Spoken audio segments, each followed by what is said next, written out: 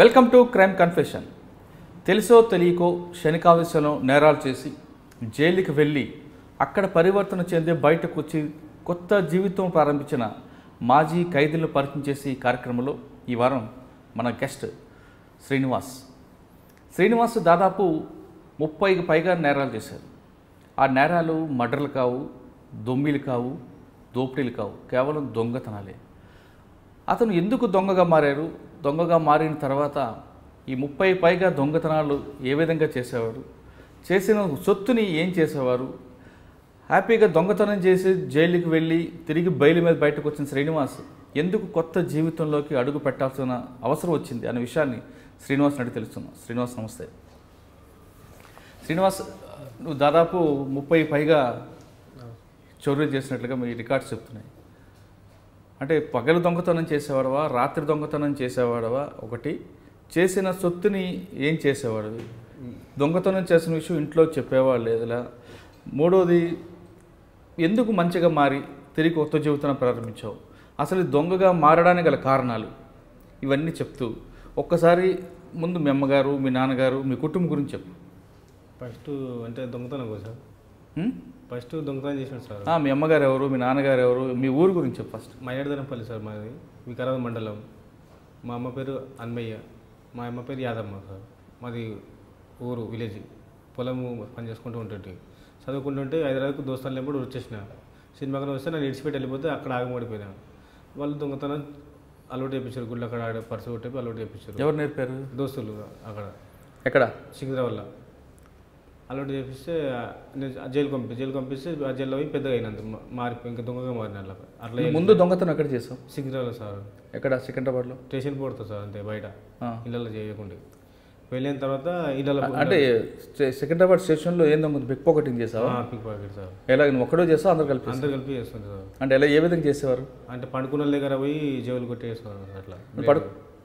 Blade తీసుకొని పర్సులు కొట్టేస్తుంటారు sir పండుకున్న దగ్గర. ఎన్ని కొట్టేవాళ్ళగా? అంటే రోజుకు 2-3 కొడతాను సార్ అట్లా ఒక్కొక్కరు. ఎన్ని పర్సులు కొట్టావు? నేను 5-6 కొట్టిన సార్, రోజు కడుతూ ఉంటాయి సార్ అట్లా. ఒక నైట్ టైంలోనా? Night time sir, only night time. Station కానీ ఓన్లీ ఎక్కడ పోకుంటే. అంటే వాళ్ళు పడుకుంటారు కదా అక్కడ? పడుకున్నాకనే చేస్తుంటారు సార్ అంతే. అంటే మీరు కూడా పక్కన పడుకుంటారా, మామూలు కొట్టుకెళ్ళిపోతారు? మామూలుగా కూర్చుని చేసి కోసేస్తుంటారు సార్. కూర్చొని అట్లా చేసి జైలు కోసేస్తుంటారు కదా. వాళ్ళు స్టేషన్ బయట పడుకుంటారు, ఒకరికొకరు ఆనుకొని పడుకుంటారు కదా స్టేషన్ బట్టి. ప్లాట్ఫామ్ ట్రైన్ దొరక బయట పడుకుంటారు కదా, వాళ్ళు పక్కన పోయి పండుకున్న చేసి చేస్తుంటారు. పక్కన మీరు పడుకుంటారా? ఎవరు లేకుండా కాల్ చేసి అట్లా చేస్తుంటారు వాళ్ళు అందరు కలిసి. ఆ వేరే వాళ్ళందరూ మా వాళ్ళు చూసుకుంటారు, ఎవరు చూస్తే చెప్తారు అట్లా అట్లా చేస్తుంటారు. అట్లా ఎవరు చూడకుండా బయట మొదలు చూస్తారు సార్, ఎవరైనా వస్తారంటే చెప్తారు అట్లా చేస్తుంటే. జైల్లోకి పోయినాక అట్లా. అంటే అలా దొంగతనం చేసినప్పుడు ఎక్కువ డబ్బులు ఎవరితో దొరికేవి? అంత తెలియదు సార్, అంత ఐడియా లేదు. ఎవరు ఆర్పిఎఫ్లు పట్టుకున్నారు, జీఆర్పీలు పట్టుకున్నారు? అంటే పోలీసులే పట్టుకున్నారు మాకు, అంతే క్రైమ్ వాళ్ళు పట్టుకొని జైలు లోపలికి వేస్తే జైల్లో అట్లా చేయదు, ఎట్లా పెద్దగా చేయాలని చెప్పి దోస్తులు ఇంకా అయిపోయారు. అలా బయటకు వచ్చిన కలుస్తారా మాకు చూపెడతా అని చెప్పి వేరే చూపెట్టారు. ఇక అప్పుడు ఇళ్ళల్లో దొంగతనం చేసి పెట్టిన. ఇక ఎవరు నేర్పారు ఇళ్ళలో దొంగతనం? వేరే దోస్తులు పేరు మర్చిపోయాను సార్. అలా ఇళ్ళలో తాళాలు కొట్టి ఇట్లా పైసలు బంగారం తీసుకొని వస్తుంటాయి అంతే. ఎక్కువ ఏ ప్రాంతంలో చేస్తాం? రాజేంద్రలో, ఇక్కడ అమర్పేటలో వేసి, ఉప్పల్లో వేసినాం సార్. ఒక వెళ్ళిపోయి అట్లా. ఏ టైంలో చేసేవాడు? నైట్ 1 నుంచి 3 గంటలకు 4 గంటలకు ఎప్పుడైనా సార్. అంటే ముందు ఇల్లు చూసుకుంటావా లేదా? చూసుకుంటే వెళ్ళిపోతుంది అంతే, ఇల్లు ఏం చూసుకోకూడదు. ముందు రెక్కేయడం ఉండదు? అవన్నీ ఏం లేదు, దొరికితే లేక చూసుకుంటే లేకపోతే లేదు. ఎవరెవరు ఒక్కడవేనా ఇంకెవరు? ఒక్కనే పోతుంటే. అంటే ఒక ఇంటి తాళం వేసింది అనుకో, ఆ ఇంటిని ఎలాగా నువ్వు లోపలికి వెళ్తావు? తాళం ఇరుగొడుతుంది కదా సార్. ఎంతో చిన్న కటింగ్ పేరు కానీ రాడు ఏదైనా పట్టుకొని పోతుంటే అది ఇరుగొట్టేస్తుంటే. లోపలికి పోయినాక తాళాలు నింపుతుంటే ఉన్నాయి లేవని చూస్తుంటే, ఉన్నాయి లేకపోతే ఉంటే అనేసిపోతే, లేకుంటే తాళం విరుగొట్టకుంటే మామూలుగా చేసేసి వెళ్ళిపోతుంటే. ఏమైనా వస్తువు వేసుకొని వెళ్ళిపోతుంటే అలా పైసలు కానీ బంగారం. అలాగే ఉప్పల్లో ఎన్ని చేస్తావు, రాజేంద్రలో ఎన్ని చేస్తావు? ఉప్పల్లో అయితే 5-6 వేసిన సార్, రాజేంద్రలో అయితే 3 వేసినట్టు. వాళ్ళు 3 వేసి మళ్ళీ అమర్పేటలో వేసిన 5-6. అంటే పెద్ద ఇల్లు చూస్తావా లేదా చిన్న చిన్న సార్? అంతే పెద్ద అంటే తెలియదు, పోతుంటే ఏ ఇల్లు అవుతుందో తెలియదు. అట్లా ఏది దొరికితే చూస్తుంటే అంతే, చూసుకొని ఒకటి. అంటే లోపలికి వెళ్ళిన తర్వాత డైరెక్ట్ బెడ్రూమ్లోకి వెళ్తావా లేదంటే పూజ గదిలో తిరుగుతావు? అన్నీ నెంగుతుంటే సార్ అంతే. పోగానే అన్ని చూస్తుంటాయి. ఫస్ట్ పోగానే అవన్నీ చూస్తుంటాయి, దేవుని గుళ్ళు అవన్నీ చూస్తుంటాయి. ఏడుంటాయి. బీరువా తాళాలు ఎక్కువ ఎక్కడ దొరుకుతుంటాయి? ఎందుకంటే అక్కడ నా సెల్ఫులలో బట్టల కింద అక్కడ పెడుతురు, పైన ఎక్కడన్నా కింద దేవుని కూడా పెడుతురు. అట్లా రాకుంటే విడిచిపెట్టేస్తారు, నేనైతే రాకుండా తాళం రాకుండా. ఎక్కువ డబ్బులు ఏ ఇంట్లో దొరికాయి? మేడిపల్లిలో దొరికినాయి సార్. ఎంత? 70,000 దాకా దొరికినాయి అంతే. 10 తులాలు బంగారం దొరికింది అంతే. ఏం చేసావు ఆ డబ్బులు తీసుకుని? డబ్బులు తీసుకొని ఖర్చు పెట్టుకున్నాం సార్ అంతే. అక్కడికి తిరిగాము. అప్పుడు పెళ్ళి అయిందా? పెళ్ళి అయింది సార్ అప్పటికి. దాని తర్వాత అంటే రాత్రులు మరి పోలీసులు పెట్రోలింగ్ ఉంటుంది కదా? ఉంటారు సార్. మరి ఎలాగ మీకు దొరకదు? ఎప్పుడు దొరకలేదు? వాళ్ళకి ఎప్పుడు కనిపించలేదు సార్. అయితే కనిపించలే. పోగానే అంటే ఇప్పుడు 12 కాగానే వేరే ఇంట్లో కూర్చుంటాడు పోయేటి. బయట రోడ్డు తిరగొద్దని చెప్పి బయట కొత్త ఇండ్లు కడతారు కదా బస్తీలలో, అక్కడ పోయి కూర్చుంటుంటే పోయి ఎవరు ఉంటారని చెప్పి అందులో కూర్చుంటుంటారు 1 గంట వరకు. 5 గంటల వరకు అక్కడనే కూర్చొని చేసుకున్న పని అక్కడ చేసుకుని 5 గంటలకు బయటకు వెళ్తుంటాయి. నైట్ పూట రాకుండా బయటకు. అంటే పని అయిపోయిన తర్వాత ఇంకా రోడ్ మీద రాకుండా అంతా లేస్తారు కదా పాలు, అప్పుడు లేచి బయటకు వస్తుంటాయి. ఎందుకు అప్పుడు ఎందుకు రావు? ఎవరైనా అదే పెట్రోలింగ్ పోలీసులు వస్తాయి పట్టుకుంటారని రాకుంటే అట్లా చేస్తుంటాయి. అంటే ముందు వెళ్ళి తాళం పగలగొట్టి లోపలికి వెళ్ళి సొత్తు దొరికితే రావు, అక్కడే దగ్గర దొరికిపోయి అక్కడ ఉంటుండే ఇక అంతే. 5 తర్వాత వస్తుంటే ఇక 5 వస్తే ఎవరు ఉండరని చెప్పి వెళ్ళిపోతుంది ఇక నడుచుకుంటా. ఈ బంగారం అంతా ఎవరికి ఇచ్చేవాడు? అంటే ఈ మారోడలు దాంట్లో తెలియకుండా ఎవరు ఉంటారు అలా గిరిపెడుతుంటే అంతే. 2 తులాలు గిరిపెడుతుంటే 10-20 వేలు తీసుకుంటుంటే దాని తర్వాత పొలు దొరికితే మొత్తం బంగారం ఇచ్చేస్తుంది వాళ్ళకు. 1-2 అంతే ఖర్చు పెట్టుకుంటూ అంతే. ఎక్కడైతే పెట్టుకోవాలి ఇంతవరకు ఎవరైతే. అంటే వాళ్ళ ఇంట్లో దొంగతనానికి వెళ్తున్నప్పుడు వాళ్ళు కష్టపడిన డబ్బులు తీసుకొచ్చిన బాధ అనిపించలేదా? అంటే అనిపిస్తుంది కానీ చేయక తప్పలేదు అనిపిస్తుంది అంతే. అంటే చేయక తప్పదు అంటే ఇప్పుడు వేరే పనులు ఉన్నాయి కదా, చాలా చేసుకోవచ్చు కదా. ఎవరన్నా దొంగని ఎవరు పని చేయరని చెప్పి అట్లా చేసి ముందు పెట్టినంతే. నువ్వు దొంగ నీకు ఎవరు పని ఇస్తారని చెప్పి అట్లా అంటారని చెప్పి చేసేడు వాళ్ళు వేసినంతే. మరి దొంగతనం చేసిన విషయం ఇంట్లో వాళ్ళకి తెలుసా? ఫస్ట్ తెలియదు, తర్వాత మెల్లగా తెలిసింది అంతే. జైలుకి వచ్చిన తర్వాత తెలిసింది. జైలుకి వచ్చిన తర్వాత తెలిసింది. ఎలా దొరికా ఫస్ట్ టైం జైలుకి? వెళ్ళదంటే ఇప్పుడు పట్టుకుని అంత రెడ్ హ్యాండ్గా దొరికినా సార్ అంతే. పట్టుకుని అంటే ఇట్లా చేస్తుంటేనే ఏరియాలో సికింద్రాబాద్లో పట్టుకోగానే అక్కడ పట్టుకొని కొట్టి పంపించారు అంతే. జైలుకి పంపించారు. జైలు పోయినాక దోస్తులు పోయి బయటకు వచ్చి వాళ్ళే కూడా వచ్చి ఒక పెద్దగా చేసిన. పోలీస్ స్టేషన్ ఇంటరాక్షన్ ఎలా జరిగేది? బాగానే కొట్టారు సార్. చెప్తే కొట్టకపోతే చెప్పకుండా కొడుతురు. చేయకుండా కానీ చెప్తుంటే చేయకుండా చెప్తుంటే ఇక అట్లా వేరే పేరు చెప్తుంటే ఇక చేయకుండా కానీ అట్లా. జైల్లో సార్ ఇక జైల్లో మంచిగా మారండి అని చెప్పి చెప్పారు. ఇక మారుతాం సార్ అని చెప్పి ఏదైనా ఓట్లు పెట్టంటే సార్ సూపరింటెండెంట్ సార్. జైల్లోకి వెళ్ళావు, జైల్లో కొంతకాలం మళ్ళీ బయటకు వచ్చావు కదా, వచ్చి మళ్ళీ దొంగతనం చేసావా? చేయలేదు సార్. అప్పుడు చేసినండి, ఇప్పుడు చేయలేదు. ఇప్పుడు కాదు అప్పుడు చేసా సార్. వచ్చి బయటకు వచ్చి పోతుంది. 6 నెలలు 3 నెలలు ఉండి వస్తుంటే కేసు అయిపోయాక బయటకు వచ్చి మళ్ళీ చేస్తుంటే. ఎక్కడెక్కడ చేసావు? సిగ్గిరాదు, అమర్పేట అక్కడనే. ఇక్కడ ఎందుకు ఆ ప్రాంతాలు ఎందుకు ఎంచుకున్నావు? అక్కడ తెలుసు కాబట్టి తెలుసు, ఏరియా తెలుసు కాబట్టి ఎక్కడ పోయినా అక్కడ తెలుసు. ఇక్కడ తెలియదు అని ఏంటి తెలిసిన గల్లీలే కదా సార్. తెలియని గల్లీలో పోతే మళ్ళీ ఆగబడుతుందని చెప్పి అక్కడ ఉంటుండే. అట్లా అక్కడనే అవుతుండే. ఒక రాజేంద్ర సైడు అక్కడ అవుతుంది. అంటే ఇప్పుడు దొంగతనం చేసి ఇంట్లోకి వెళ్ళినప్పుడు తాళాలు మెత్తల కింద ఉంటాయా? మెత్తల కింద ఏం సామాన్లు ఉండవు సార్. ఏదైనా సెల్ఫ్లలో ఏదైనా బట్టల కింద ఇది కిచెన్లో కానీ అక్కడికే పెడుతురు. ఒక ఉప్పు డబ్బులు అక్కడికే పెడతారు తాళాలు. బీరువా కింద ఇక్కడ కింద ఉంటారు, అక్కడ సైడ్లో పెడతారు. ఉదయం చూసుకోకుండా ఉదయం పడుకొని రాత్రులు తాళాలు వేసిన దొంగతనం చేసుకొచ్చి ఆ సొత్తులు మార్వాడికి ఇచ్చావు. అలాగే సికింద్రాబాద్, ఉప్పల్, అంబర్పేట చేస్తావు. అప్పుడు నీకు పెళ్ళి అయిందా? కాలేకున్నప్పుడు సార్ పెళ్ళి కాదు. పెళ్ళి ఎప్పుడైంది? పెళ్ళి 2011 అయింది సార్. 2011. ఎవరు నీకు ప్రేమించి పెళ్లి చేసుకున్నావా లేదా? పెద్ద అరేంజ్ మ్యారేజ్ సార్. వీళ్ళ చుట్టాల ఇంట్లో నేను ఉండి అక్కడ ఉండి దొంగతనం చేస్తుంటే వాళ్ళకి ఇట్లా ఇస్తుంది డబ్బులు. అట్లా ఒక పిల్లని చేసుకోవాలంటే వీళ్ళ అమ్మ వచ్చి అడిగింది. అడిగితే దొంగనికి ఎవరికి ఇస్తారని చెప్పి చేసుకున్నా, ఒప్పుకున్నా. అట్లా మా ఇంట్లో తెలియదు సార్. వీళ్ళ అమ్మ వచ్చి. ఎలా జరిగింది అంటే మా అత్త వచ్చింది సార్. వచ్చి మా అమ్మకు అన్నది, ఎట్లా నీ బిడ్డ ఉందిగా, పెద్ద బిడ్డకి ఇచ్చి ఎట్లా మీ ఆయన తాగుతూ ఉంటాడు, నీకు చేయడం మీకు చేత కదంటే ఈయన తీసుకొని ఆమె వచ్చింది. సరే ఇచ్చి చేస్తా అని చేసింది. మా అమ్మకు అన్నీ తెలుసు సార్, తెలిసి వేసి ఇచ్చింది నాకు. అంటే దొంగని తెలుసు? మా అమ్మకు తెలుసు. నీకు తెలియదు? నాకు తెలియదు. మీకు చెప్పలేదు? చెప్పలేదు. నేను వద్దు ఇంత తెలియదు, చిన్న వయసు సార్, 13 సంవత్సరాలు ఉండిను అంతే. అయితే ఇంకా పొడుగు 7th చదువుతుండే సార్. పొడుగున్నందుకు అందరు ఇంత వెళ్ళి ఇంకా నీ బిడ్డ పెళ్ళి చేయలేవా అని చేసి వచ్చింది. నాకు ఇష్టమే లేదు సార్ అప్పుడు పెళ్ళి అనేది. ఆమె అంతా ఆమెనే వేసి ఇచ్చింది. అంటే దొంగ విషయం నీకు తెలియదు కానీ మా అమ్మకు తెలుసు. పెళ్ళైన తర్వాత ఆమెనే చెప్పింది, 3 దొంగనే వేసి ఇచ్చిన. అది కావాలని వేసి ఇచ్చింది మా ఇంట్లో. ఎందుకు? మా ఇంట్లో నేను నచ్చాను, ఇప్పటికీ నచ్చాను. మీ అమ్మగారికి కూడా? ఆమె అసలు పడనే అసలు ఏం పని చేయ అది అని ఇంకా ఆమె నచ్చాక ఇంకా చేసి ఇచ్చింది. దొంగతనం చేస్తున్నప్పుడు వీళ్ళింట్లో ఉండేవాడు? వీళ్ళ అత్త వాళ్ళ ఇంట్లో, వీళ్ళ మేనమామ ఉంటారు కదా వాళ్ళ ఇంట్లో ఉండి అమ్మ ఉప్పల్లో అక్కడ. అంటే దొంగతనం చేసే సొత్తు వీళ్ళు కూడా ఇచ్చేవాడు? ఎందుకు? వాళ్ళ ఇంట్లో ఉండే కాబట్టి ఇస్తుంటే ఖర్చు పెడుతుంది పైసలు. అవి ఏమి ఇచ్చేవాడు? పైసలు వాళ్ళే బంగారం గిరిపెట్టి ఇస్తారు ఏదైనా షాపులలో, అవి డబ్బులు వాళ్ళకి ఇస్తుంటాయి అంతే. మరి పెళ్ళైన తర్వాత దొంగతనంకి వెళ్తున్నప్పుడు ఎప్పుడు తెలిసింది దొంగ అనే విషయం? అంటే పెళ్ళైన తర్వాత పాప పుట్టిన తర్వాత తెలుసు సార్. అంతకుముంచి నేను పట్టించుకోతుండే. ఏం పని చేసేవాడు? ట్రావెల్స్లో పనిచేసేవాడు అని చెప్పేవాడు. సరే అని పొద్దున్న నైట్ 9 గంటలకు వెళ్ళేటోడు, 4-5 గంటలకు వచ్చేటోడు. 2-3 సార్లు ఒకసారి 20,000 ఇచ్చిండు, ఒకసారి 10,000 ఇచ్చిండు. ఇట్లా నీకు ఎందుకు ఇన్ని కనుమొస్తా అంటే అడ్వాన్స్ అడిగినా అది అడిగినా అని వచ్చి చెప్పేటోడు. అట్లా నాన్నగా నేను సైలెంట్ అయిపోయేదాన్ని, ఏమనుకుంటుంది.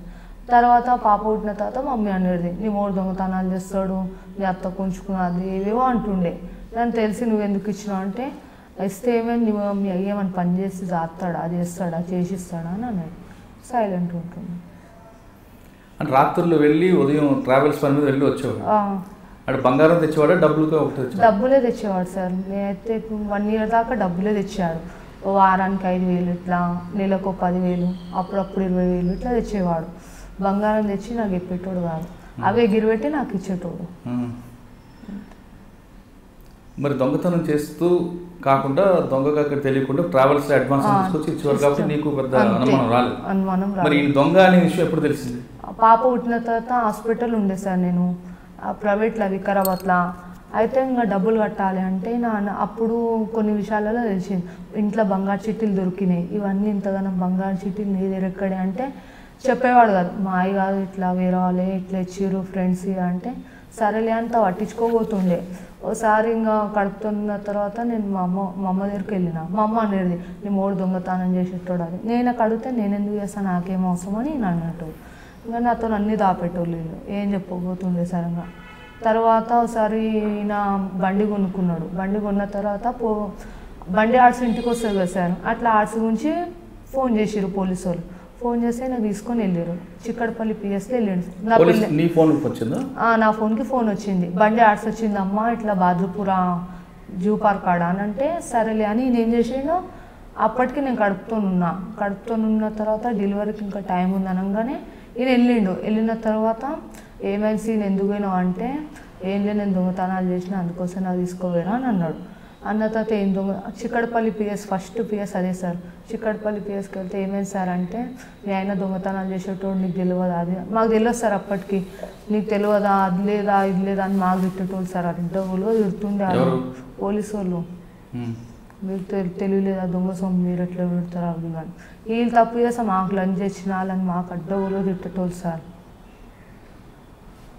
మాకు ఘోరంగా తిట్టేటోళ్ళు. వారం రోజులు పిఎస్లో కూర్చోబెట్టుకోరు సార్. మాకైతే కడుపుతూ ఉంటే నేను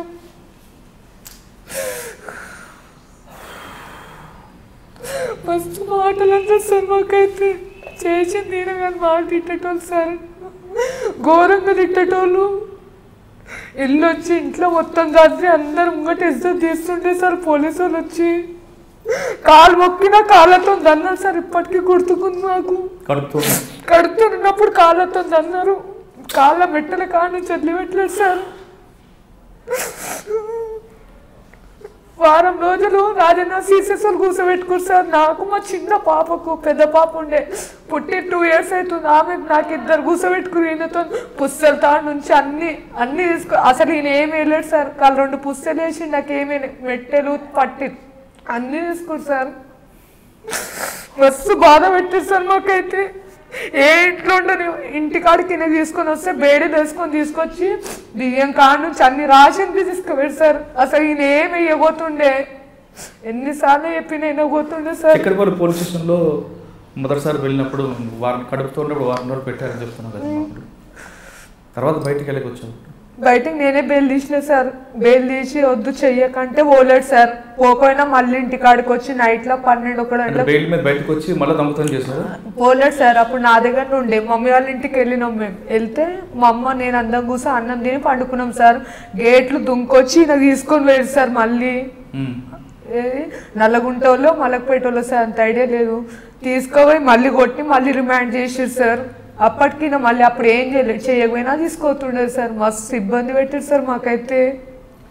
చిక్కడపల్లి పోలీస్ స్టేషన్ బెయిల్ మీద బయటకు వచ్చిన తర్వాత మళ్ళీ దొంగతనం చేసావా చేయలేదు? చేయలేదు సార్, వారం దాకా చేయలేకుంటే. అప్పటికి ఎన్ని దొంగతనం చేస్తావు? అప్పటికి 2-3 చేసినట్టు. చేయకుంటే ఇంటికి వచ్చి బెయిల్ బయటకు వచ్చి కదా సార్, మా అంబర్పేటలో పట్టుకుపోయారు వచ్చి, చేయకుండా పట్టుకుపోయారు వచ్చి కదా సార్. పట్టుకపోయి మళ్ళీ పాత కేసులు ఉండే అవి నా మీద వేసి పంపించి లోపలికి వచ్చారు అంతే. మరి రికవరీ ఉండాలి కదా?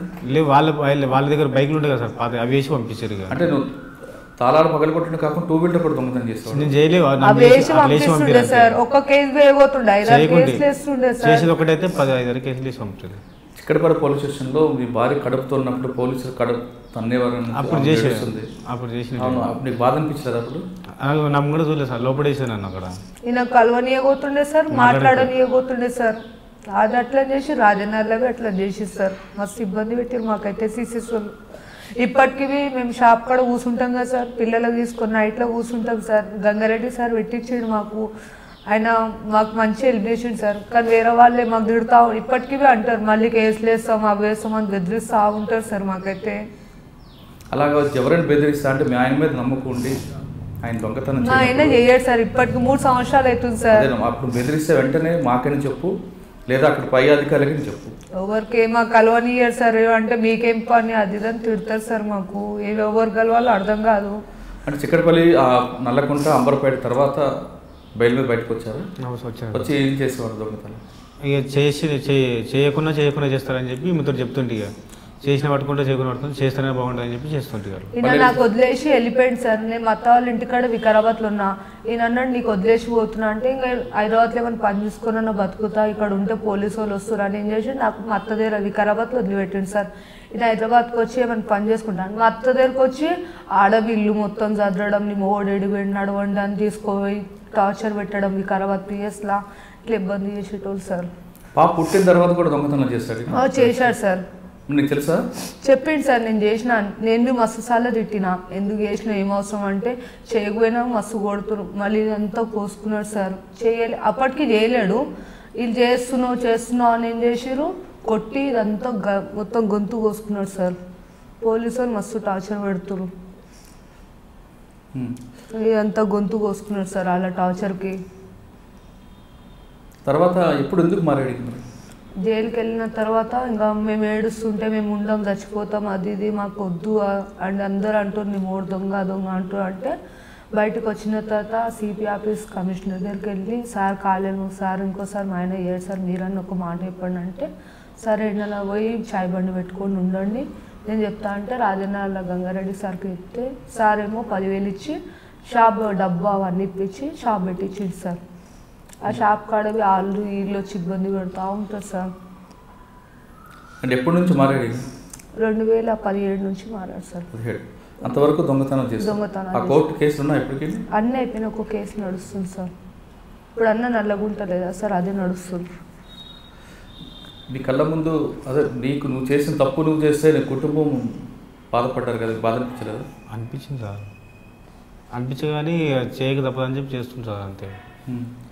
సార్ నా జైలు ఉన్నప్పుడు మాకు తినడానికి మస్తు ఇబ్బంది అయింది సార్. ఎవ్వరు అమ్మానే ఎవ్వరికి ఎవరు ఏం పెట్టలేదు సార్. మస్తు ఇబ్బంది అయింది. పాప చిన్నగా ఉండే సార్. నాకైతే ఈయనకు చెప్తూ ఉంటే ఈయన ఫోన్ చేసి అవి ఇదే అంటే ఏంటంటే సార్ చెప్పండి సార్. జైల్లో ఉన్నప్పుడు అవి తీసుకురా అంటే ఒక్కదాన్ని నేను ఎన్ని మోడు తెచ్చి పెట్టలేరా అని మా ఇంట్లో అంటుండే, వీళ్ళ అమ్మోళ్ళు అంటుండే. ఒక్కదాన్ని ఎంత అని బాధపడుతుండే సార్. మస్తు ఇబ్బంది పెట్టింది సార్ మాకైతే. నీ కష్టం ఎవరు రాకూడదమ్మా.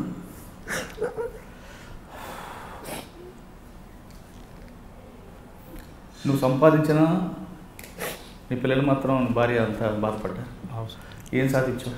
ఏం సాధించలేదు, అంత పోలీసులు వేసుకోలేదు. దొంగతనం చేసావు కానీ నీ భార్య కూతురు తిండికి కూడా ఇబ్బంది పడ్డారని చెప్తున్నాను. మరి దేనికోసం నువ్వు ఈ దొంగతనం చేసావు? తెలియక అప్పుడు చేసిన దోస్తులు కూడా చేసిన అంతే. పోలీసులు కొట్టుతారని చెప్పి భయంతో ఇంకా చేస్తుంటే అంతే. జైల్లో ఉన్నప్పుడు మరి నీకు భోజనం అది ఎలా గడిచేది? ఇట్లానే ఇంట్లో పని పోతుండే సార్. ఇంట్లో పని పోయి ఇంకా నా బిడ్డకు నేనే చదువుకున్నా. ఎవ్వరు నాకేం పెట్టలేదు సార్. మస్తు ఇబ్బంది పడ్డాం సార్. నేను నా బిడ్డ అయితే తినడానికి మస్తు ఇబ్బంది పడ్డాం సార్ మేమైతే.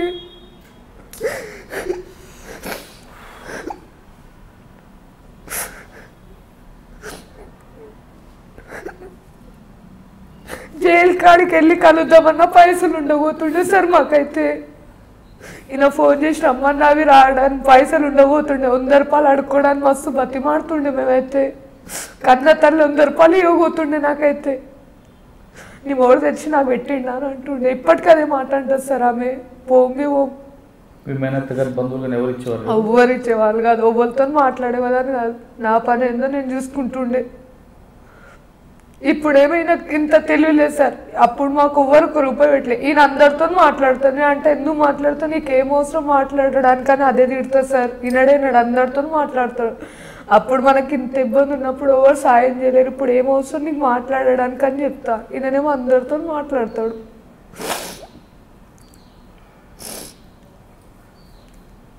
అంటే భార్య పాప చెప్పినందుకు మారావా, లేదంటే వాళ్ళ కష్టం చూసి చలించిపోయి మారావా? అంటే ఇక పిల్లలు వేరే అయిపోయినాడికి చదువుకుంటే స్కూల్ అడుగుతారని చెప్పి బాధపడతారని చెప్పి. పాప ఏం చెప్పిందమ్మా? పాప కడిగేది సార్. డాడీ ఏది మమ్మీ, డాడీ ఏది మమ్మీ అని.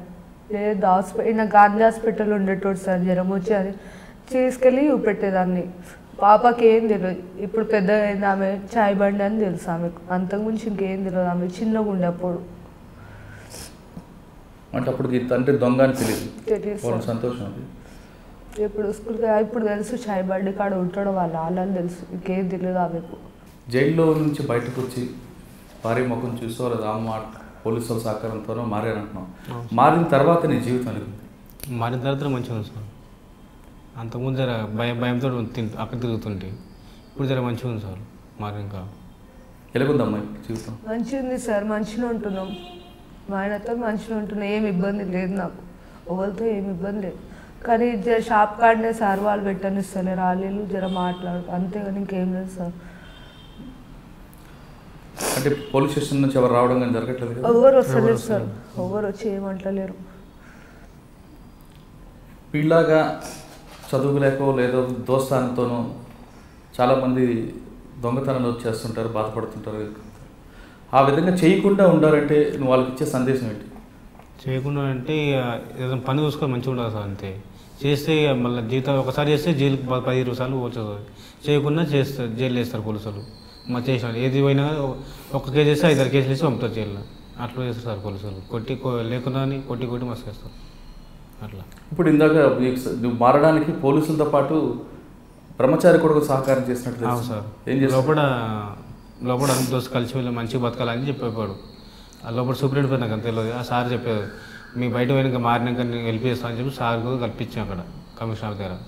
కల్పిస్తే ఇక చాయ్ బండి బట్టలు పెట్టించేవాళ్ళు అట్లా మాట్లాడి అందరూ కలిసి.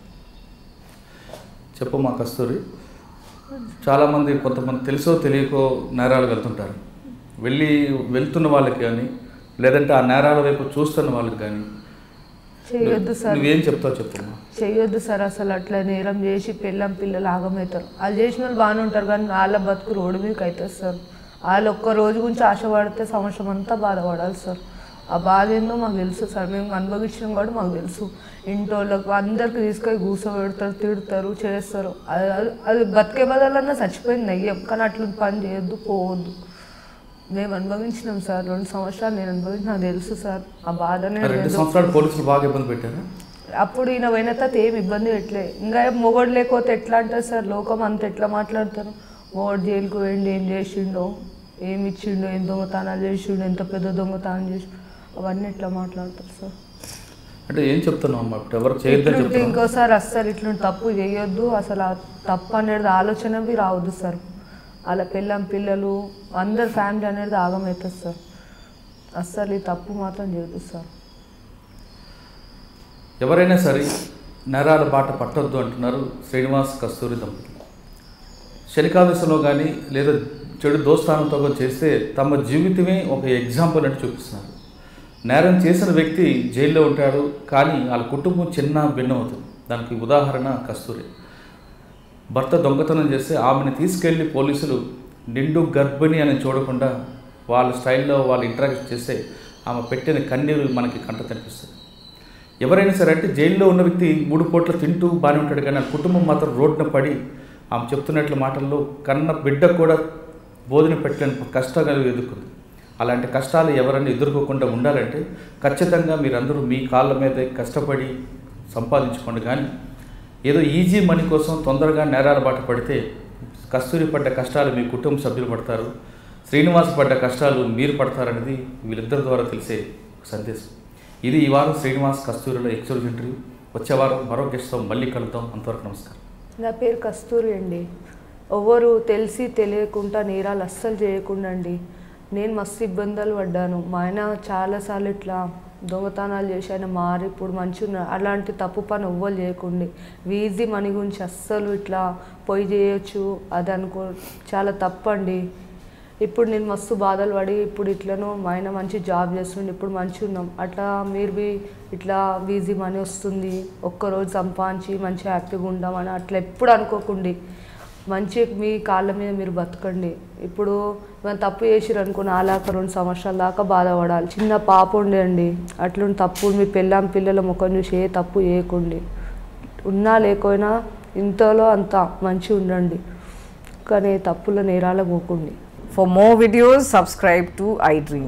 And loads of fun entertainment and content, do watch iDreams. Do subscribe iDream Media. దయచేసి iDreams మీరు సబ్స్క్రైబ్ చేయాల్సిందిగా నేను కోరుతున్నాను. I am Dr. Nayak, DT Nayak. For more videos, please subscribe to iDream. Please subscribe iDream News. Please subscribe iDream. Please subscribe iDreams. మీరు చూస్తున్నారు iDream News.